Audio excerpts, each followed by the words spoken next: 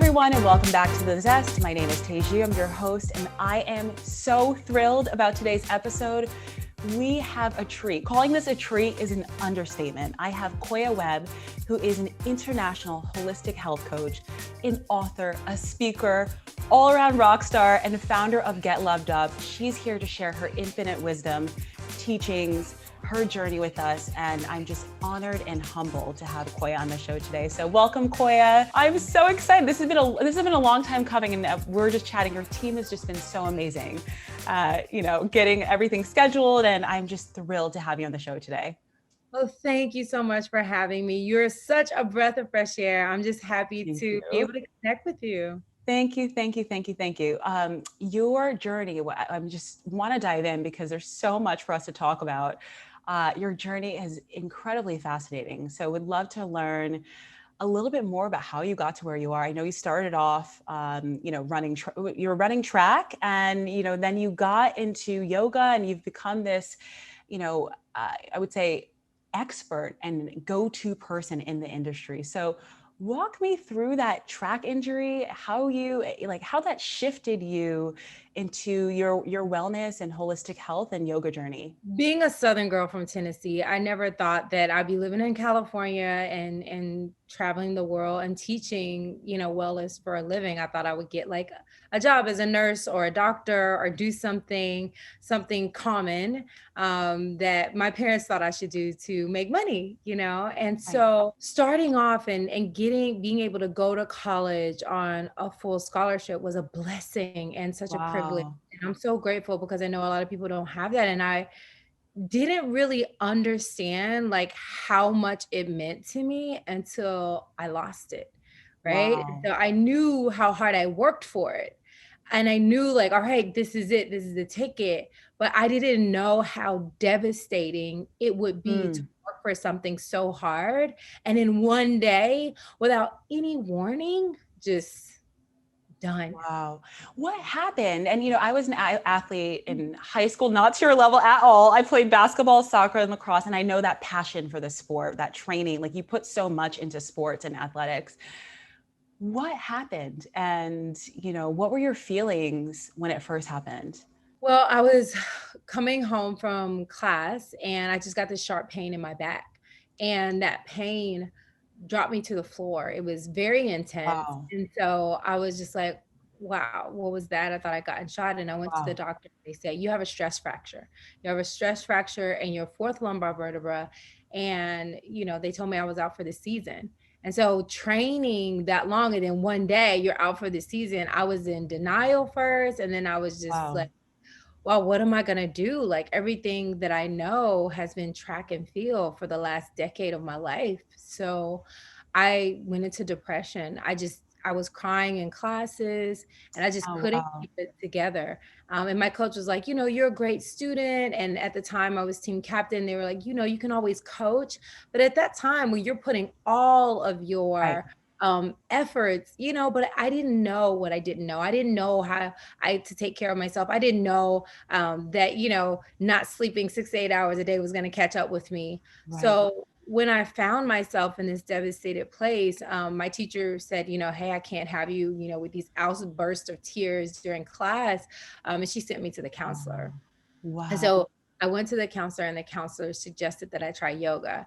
And at that time, again, Southern Baptist girl, I was just like, okay, is yoga a different religion? Like, I just wasn't really sure about this yoga thing.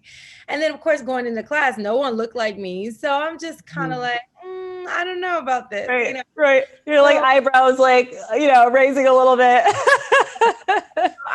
It was very, I didn't feel like I fit as an athlete. I was like, I'm a tight athlete. I can't even touch my toes. So I felt very out of place and I felt very intimidated by like all those poses that I saw. I was like, I can't even sit on the floor without pain. Wow. This hurts. And so the teacher came to me and she said, I just want you to breathe. And when I took that deep inhale and exhale, I got chills down my body. And for me, those chills meant spirit. When I got baptized, like my parents was like, you'll know when. And I didn't know when until I felt those chills. And I was like, okay, that's spirit. That's when I know I'm in the right place.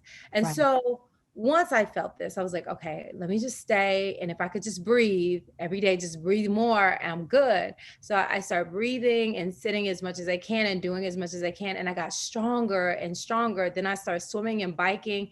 And after a year, but it did take me a year, it wasn't overnight. After a year of really taking care of myself, I returned to the track to win the conference championship and lead Wichita State to their team title. And Wow. that's how That is amazing. Yay. I love that. I love that. And I actually got goosebumps when you said just breathe, because I think that sometimes, you know, especially as you go into something new, that all of the triggers, the imposter syndrome, all of the fear, the insecurities, you know, all that starts to fire. And if you can breathe through things and work through things and, you know, just surrender to the moment, then it's continuing to do that and showing up and surrendering to the fact that you'll get better and sticking with it, which is amazing that you did. Now, how did you make the bridge? So you went back to track, crushed it. And then how did you make the bridge to becoming a yoga instructor? What was that journey like? So I said, thank you, yoga. And I went to the Right. track, and that was the end of yoga, versus other than stretching before I did an event. So I did very well. I was ranked 13th in the nation in the heptathlon when I graduated from college. So I moved and I went to a track meet in San Luis Obispo, and I fell in love with the California weather. I was like, oh, this Yeah. sexy weather, blowing off the ocean, this salt water on my face. Yes, I fell in love. And I said, as soon as I graduate, I'm moving out. And that's what I did. And I moved to San Diego, Me too. That was my Yeah. first stop in California too. Very cool. Such a sweet first stop, I you know, know. and I literally called a coach, Ron Sheffield from San Diego. I called him out of the blue. I was like, can you train me? You don't know Right. me. He's like, Right. hey, who are you? I was like, you don't know me, but I promise I'll get better every day. I Right. want to go to Olympic Training Center, and I just need a couple more, inches, couple more points. Right. And so he agreed to train me. And so that's all I needed. Wow. All I needed was like one person to believe Yes. in me. Right.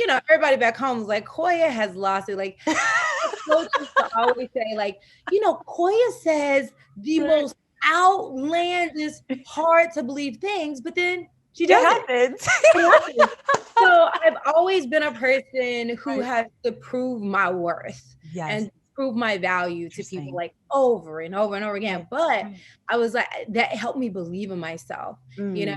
and I was taught faith at a young age. So I was like, I have faith in myself. I have Right. faith that if I work hard enough, that it's going to happen. And 100%. so I moved to California, and I'm training. And I studied, exercise science in college. Right. So I became a personal trainer right away, but I went right into this stressful lifestyle of, like, Wow. waking up, training my clients. And for the first half of the day, from 5 to 10, I train my clients. And then I go on the track and train myself. And then I train my clients again from 5 to 10 in the evening. I was jumping, I was stressed out, and I got injured again. This time I pulled my hamstring, and I'm like, oh Oh no. Oh. no.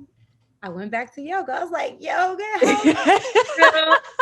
But this time I went deeper. This time I Right. decided to get my certification, and Right. that's when I became a certified Okay. yoga instructor. And that's what really changed my life. And I realized the mental, the spiritual, the physical Right. benefits of yoga. And I was like, you know what? I want everyone to know and understand the gift of yoga, because it has blessed my life in more ways than just healing. It has helped me handle stress. It has helped me, stay in shape. Because, after college, sometimes you just let it go. I think at Yep. one point I was like 180 pounds. And I Oh. was just like, yeah, because, like, when you are trying for something so hard and doesn't Right. happen, you just go to the food. Like, I love food. I'm a foodie. And I remember, just getting these ice cream sandwiches before I went vegan. I would just, like, eat and eat and eat and eat. And so, and I eat a lot even when I ran track, but I was Right. also training for Right. 4+ Exactly. hours a day. So without the training and eating that and more, Right. yeah, 180 pounds was like the most I've ever weighed. Or maybe it might have been 183. I have to look. But Wow. yeah, I was a big girl. And I'm also 5'10". So Me too. We're the same height. Oh, I really? love this. Yeah. So 180 pounds. I mean, that's good on us. But you know what? It's true. I think people don't realize too, when you come from playing a sport, I know that, like, my metabolism and body is so different now than when I was playing a sport. You just count on the fact that you're working out all the time, and your habits have to shift as your activity levels shift. So that's amazing that you've used yoga to be able to do that, and stay consistent throughout your journey.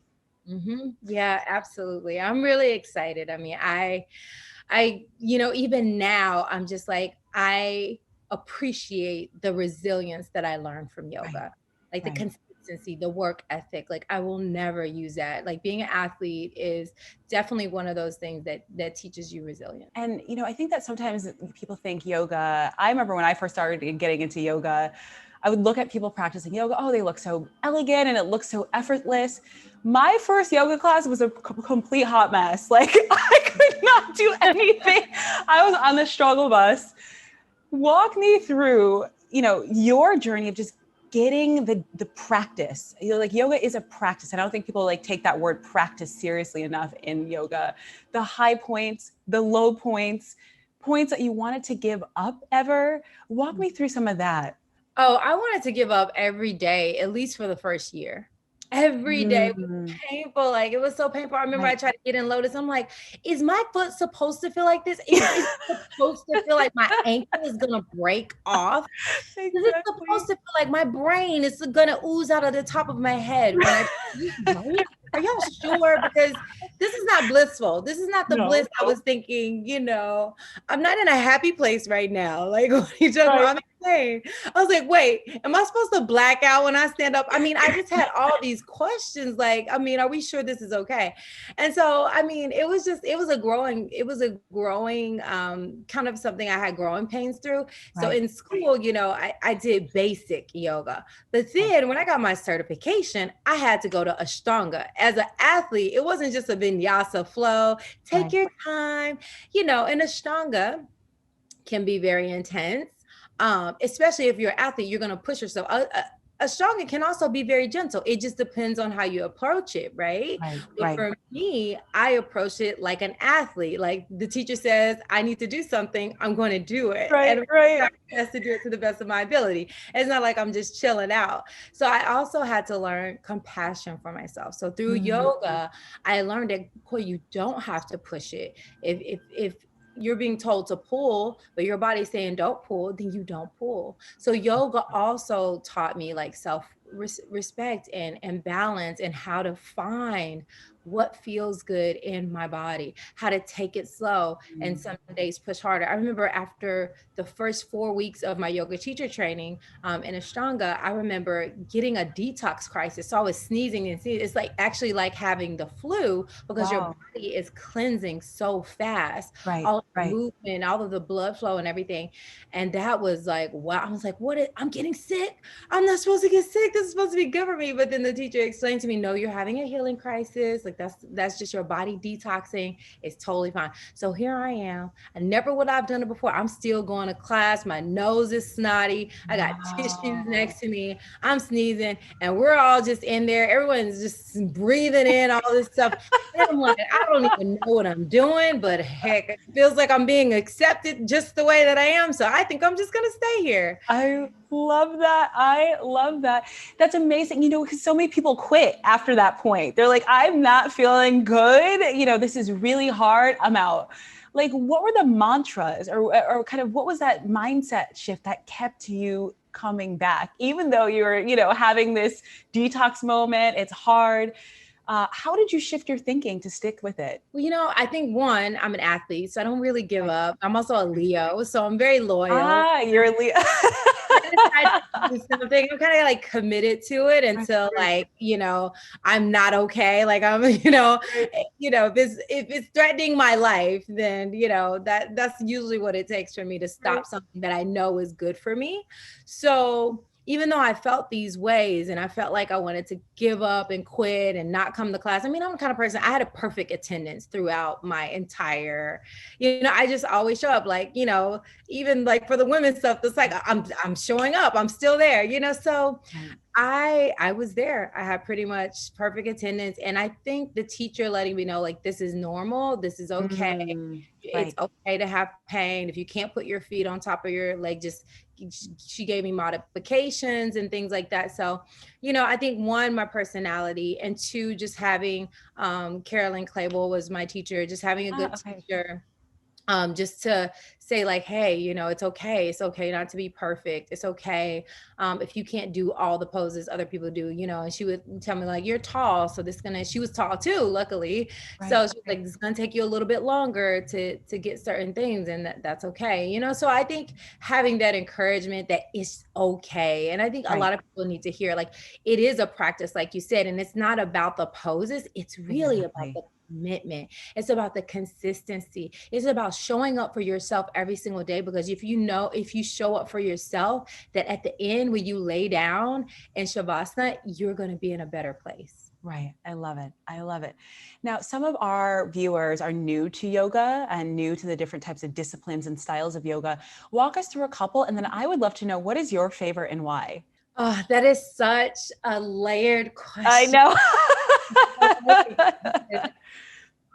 know. I think breath is spirit. So my Mm, favorite part of yoga is the breath. I mean, that's what right. really hooked me, is Right. because I felt that connection to spirit when the teacher told me to breathe, and I could Mm, feel it in my body. So, even if a person is like in a hospital bed and can't move their limbs, I hate to have to go there, but it's just like, we're all at different states in the world right right. now. If you Right. can breathe, that's part of practicing yoga. You Right. know, it's Mm, yoga. You have the yoga, using the breath, and then you have yoga, moving the body, and then you have yoga, another part of yoga where you're sitting in meditation. And I know we compartmentalize them sometimes, breath work, yoga, and meditation, but I do them all together. Like, I believe in trinities, right? And I right. believe that there's power in Trinity. And so for me, it starts with the breath. And then the movement, though, a lot of people will do the breath work and they won't do the yoga or meditation, or they do the Right. meditation, but they don't want to move. The movement is what increases our blood flow. It releases trauma in the body. It helps us process emotional things that have had a physical resonance in our body. So to me, the movement is very important. Right. Is very important, especially learning, through Ashtanga.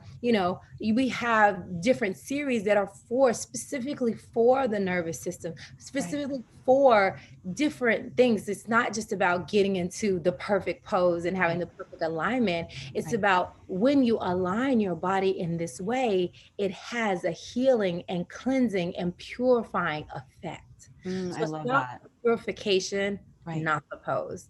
And I've never said it like that before, but I love it. I'm like, you have me like goosebumps. It is so true. It's not about the pose. It's about the purification. It's about the process. It's about the breathe. I love that, because a lot of times, especially I feel like in this modern day, you go on Instagram and people are pose perfect, looking fabulous. And I know I go into yoga class, I do not look like that. And, I think sometimes people feel afraid to really delve into the deepness of the practice, because they're so concerned. Their brain is so concerned about, I need to look like this. So I love that you said that. Thank you. Yeah, I think that when more people realize that it's just about the process, and it's going to be painful, like any good thing in the beginning, sometimes it can be very painful, but the payoff is really beautiful. Mm-hmm. And also that it mirrors life. Life is not always easy. Life can be sad, and life can be painful, and life can be Right. challenging. But through those challenges, you gain resilience, you gain knowledge, you gain these lessons, Right. and that pain does not last always,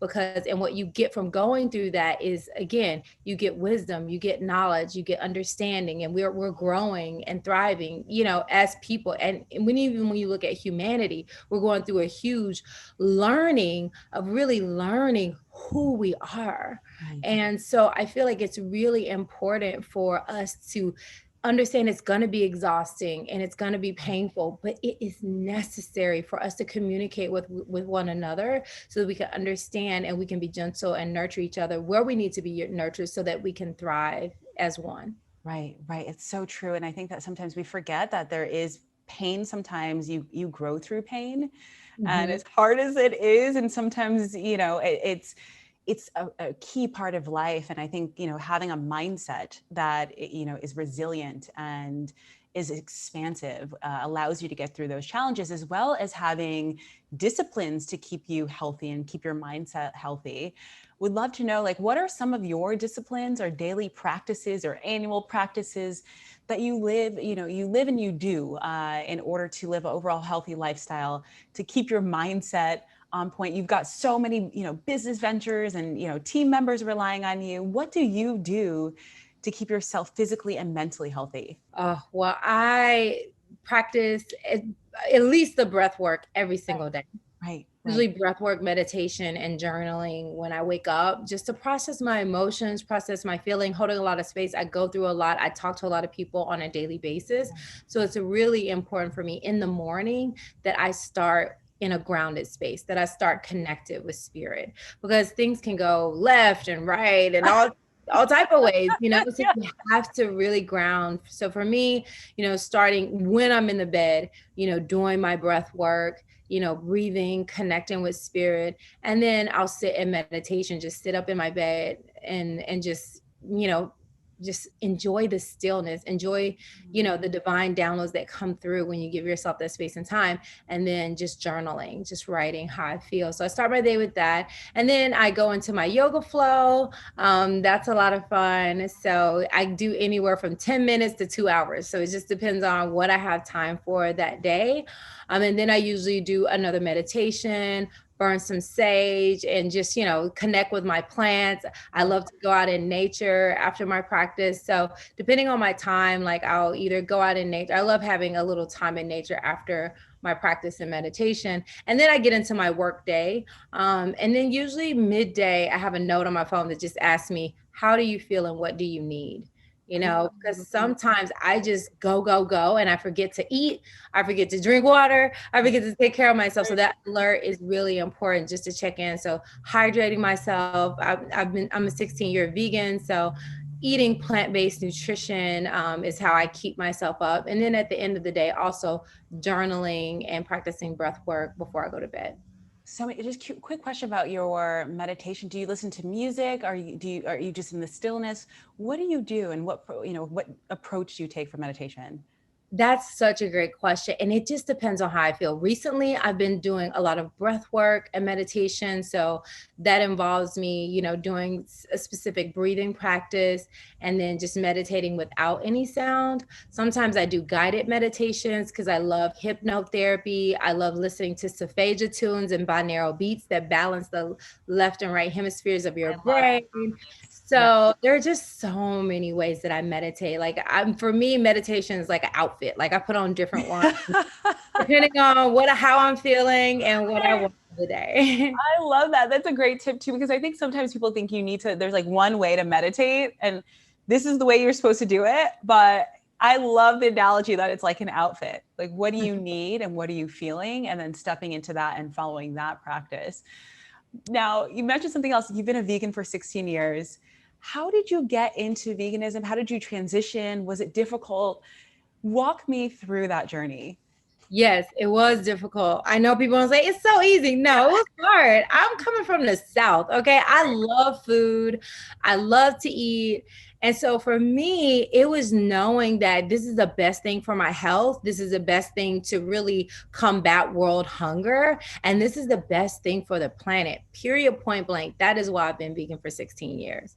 But I started with it just being good for me, like my health. And like, first I cut out one thing, then another thing. So I didn't do it cold turkey overnight, cold turkey, but I did it over time. And I think that's really what helped me stick to in the beginning. In the beginning, I wasn't perfect at it. I started off being vegetarian. I was still eating fish and eggs for a little while. And then I met someone who was actually vegan and they were healthy and fit. And I was like, oh, okay, you can be healthy and fit. Because at first I saw people and they didn't look so healthy, and I was concerned. I was like, well, I'm already tall and slim. I'm not trying to disappear. Right. So I was concerned if I was going to have enough nourishment to be healthy. And so, but then when I met a very healthy vegan, I was like, oh, okay, this is good. This is good work. possible. Right. And so when I started trying it, I started having more energy. I start to feel better, mental clarity. Like everything became a lot more clear for me. And I felt better. And people say, oh my goodness, you glow. So the compliments that I would get and the way that I was feel, that had me sold for my health. Right. And then when I started reading the documentaries, like, Right. For Over Knives and, Right. all of these different, documentaries, I was just like, you know what? People need to know that one, this plant-based lifestyle is possible. And then two, it is the best thing for the animals, for the planet, and to solve world hunger. Like we do not have to use so many resources to make meat that we don't even need. We don't even need to eat it. And that's my thing. If I don't need to eat it, why do I eat it? And Right. if eating it is costing us all of these resources and we're being marketed to eat more, more, more, more, this is not sustainable, So for me, that's what has me like 100% vegan, not just in my food, but in the clothes and the furniture. And I just was able to buy a Tesla, after not having a car for 7 years. Because I was concerned because I would rent cars and sometimes, different cars are made of different things. So, and I wasn't, again, I do the best that I can, but, I'm riding on planes and in cars, they have leather and stuff like that. So those kind of things were harder. So I just feel like for me, every step you can take to go more plant-based is better for your health. It's better for others. It's better. So I tell people I'm very non-judgmental. I'm very compassionate. I'm willing to answer questions that people need to know, but I mostly tell people do the best you can and notice how you feel, and also know your why. Know that this is not only impacting your health, it's impacting the health of others, and it's making the world a healthy place. And that usually helps people become more mindful with what they're eating. Right. I love that approach that, in steps, like you took it in steps. A lot of times people think it's an all or nothing proposition.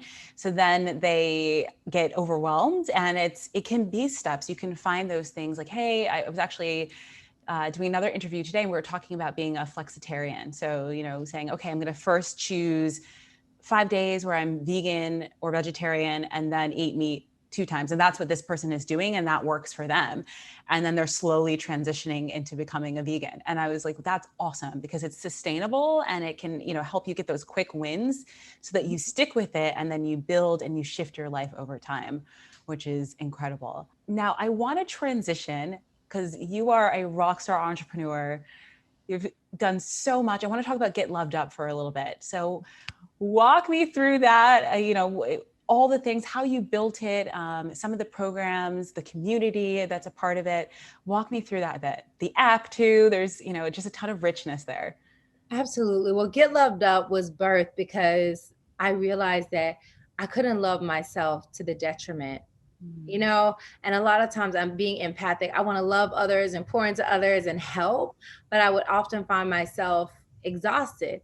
And so one time, one of my mentors said, you can't love others to the detriment of yourself. I was like, I know, I got to get loved up. I got to, take care of myself. And then I developed the mantra later on, love yourself, love others, love the planet, because in that order, because you have to love yourself first and most in order to pour into others. And then when you pour into others and there are collectives working together, then you're making an impact in the planet. And so Get Loved Up really birthed off my personal need to practice self-care and self-love. And then it enabled me to love and provide for others more. And then that enabled me to make a big impact by building a community. Not only is my life impacting a better, healthier planet, but the community of Get Loved Up, we are all part of that. And anyone and everyone who's choosing to live, more mindfully. I feel like, every time you make a step to causing less harm to others and animals and the planet, that's a beautiful thing. Love it, love it, love it. And you mentioned self-care. I feel like everyone, like self-care, at least in my experience over the last, 5 years or 4 or 5 years, it seems like now that really is becoming the thing. And then during the pandemic too, people are really talking about self-care. Would love your thoughts. What does self-care mean to you? What practices, what mindset, what discipline? Some people think it's like, oh, taking a bubble bath is self-care. Like, is that really self-care? What is the spectrum and what does that mean to you? Absolutely, taking a bubble bath is self-care. Right. taking a bowl bath is self-care, but also knowing healthy boundaries, also self-care, Right, preserving your peace, knowing when to say no, right, knowing what your boundaries are, like knowing how to communicate your feelings is self-care. There are so many things that we don't think about as self-care, especially us as women. It's important to know how to communicate, know how to set healthy boundaries, know our limits. Like right. those are the biggest part of self-care that are overlooked, that cause a lot of trauma in our lives, because we are looked to be the nurturers and look to take Right. care of everybody, put people above ourselves, and when you do that continuously, you will burn out if you don't pour into yourself. So I would say the biggest part of self-care is that self nurturing, when it comes to knowing where you are energetically, and knowing things to bring into your space, and knowing things to keep out of your space. And I think that's really important right now. Like even during the pandemic, it's like, what music are you listening? Okay, you're here, you're by yourself. So are you pouring into the news and social media and looking outside of yourself like all day? Or are you taking some time to meditate and read books and pour into your own growth and evolution? And so the more that you're pouring into yourself, your growth and evolution, if that's not at least 50% of your time, Right. unfortunately, you're going to experience being overwhelmed by everything else, even if it's a good cause. Like, even if you're doing these things to move the world forward, you can still get exhausted. I've seen so many people crash, burn, have mental health crises, and they're amazing people, but they don't have the balance because they're reaching so far out without pouring back in. That pouring back in is so critical. I do want to make sure we get to eye yoga because I am endlessly fascinated by it. But I would love to learn how you have developed healthy boundaries, and like, what are some of the processes that you use in order to keep those boundaries in place? Woo, let me tell you, it's a hard one because I'm a yes girl and I'm an Right. open policy and I'm always gonna be here for you. Just give me a call. But I really had to have time where my phone is almost never on. The only time I turn the ringer on my phone is if someone's coming to my house and I don't want to miss them. Otherwise, I don't have any rings or dings or alerts or anything that I hear coming from my phone most of the day. I mean, I go most of the day. I'll say that again because my thing. So most of the day, I don't hear anything. Like I said, and I can go days and weeks without turning my ringer on unless I'm going to have a house guest and I feel like I need to. Right. So I think that's one way I practice healthy boundaries. And another thing is I'm an entrepreneur. So I will work from 6 a.m. till I go to bed at 10 or 12 p.m., and that's not healthy. So I had to have, 2 to 4 hours in the morning this is my spiritual time where I do my rituals and I, do my journaling and my breath work and my yoga. Cause, I'm a yoga teacher, but at one point I could go a whole week or 2 weeks without even doing a full practice. I mean, yeah, I do a couple little breath work and poses here and there, but I wasn't getting my daily practice and I felt different. But now that I practice every day, when I reach those challenges in my life, I can deal with it, because there's a lot of attack because everyone is uncomfortable right now. So especially if you're out there in the media, you doing work, you better believe you're getting attacked. Right. You better believe ain't nobody just sitting up here smiling and just through life, I mean, and some of us more than others, Right. the more that you're kind of marching to the beat of your own drum, the more that, you stand the chance of that. And so for me, it was about creating, knowing that spaciousness, creating some time, and even putting buffers between my meetings. Cause I'll have meetings back to back to back. And it's like, no, I need a 15-minute break so I can use the bathroom, so I can get a drink of water, so I can do these things without being late. I love that. That's such a great idea. I need to do that, by the way. Yeah. Do it. I need to do that. Yes. That's a great tip. I think that, especially now where we're in Zoom meetings all day, it's so easy to go like 5-8 hours and you never got a break or that time to like reframe your mindset. It's yeah. And in my book, Let Your Fears Make You Fierce, I give an example of my schedule and I show people like how you can create a schedule for yourself and different rituals and breath work and things you can practice each day. So I really think it's important to just create a schedule for yourself and set up apart time in the morning, in the evening, maybe even in the middle of the day, where you can just find your peace. And I'm so excited. You mentioned your book. I'm so excited about it. Walk us through your book and anything else that you've got coming up and going on. You're such a creator. You always have new things, new programs, retreats, and I love seeing all the richness on your website. Walk us through some of the things that you've got coming up. Well, absolutely. The book, Let Your Fears Make Your Fierce, is all about turning common obstacles into seeds for growth. Like every challenge is an opportunity to grow. And I share the tools that I use. I share about, the chakras. People love that. Like that's like everyone's favorite part of the book, where I really explain and have you take a quiz on like how your spiritual energy centers are resonating right now. And then after you take the quiz, then I have tips at the end on how you can, get some of the ones that are like, either over or under productive. You can actually balance them out. And then I share meditation tips, I share affirmations, and I also share a lot of personal stories and how I got through some of the most challenging times in my life. So that's a really good tool. And if anyone's interested in learning more about yoga, I have a holistic health and yoga school. It's online, it's Yoga Alliance certified, and you can do 100-hour, and it's not about teaching, it's just about knowing more about yoga, breathwork, and meditation. And then the 200-hour, 300-hour, and 500-hour is where you go deeper and deeper and deeper into learning the modalities so that you can actually share and teach others. Love it. And we'll link up to all of this in the episode notes so that everyone can go to your website and look at all the programs and all, your book. And you've got so much richness and you're such a beacon of wisdom. One of the other things I do admire, I want to make sure I talk about, is the way you lead your team and some of the programs that you've got in place, like the 1 mile a day. Tell us about this, because this is something I think every company should adopt. Absolutely. And I'm going to give you a link for your community to join me on a 28-day challenge. So it's like 28 days of holistic health. And so daily rituals that we practice. One is a mile a day. So it's just walking a mile a day, getting out in nature. If you can't go outside, you could do it on the treadmill, gym, or you can just dance for 30 minutes to your favorite playlist. And I actually link playlists in my book, like my favorite songs and things. So it's just about getting some movement in. And then we have a smoothie a day, which is having like a superfood smoothie in the morning with your berries and bananas. And just because it's important to have, 5 fruits and 5 vegetables a day, 5 servings. So that's a good way to get in. And then we have a juice a day. So basically that's really teaching people the importance of green juices and how important that is to have every single day.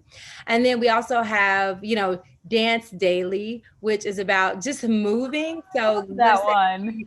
you're not into yoga, then, you can, like I was saying before, you can just dance every single day. And even if you are into yoga, I find dancing just makes me feel good. If I'm stressed out, it makes me laugh. So those are just some of the hashtags we have for people to just tag in their stories so they can feel like they're part of a community.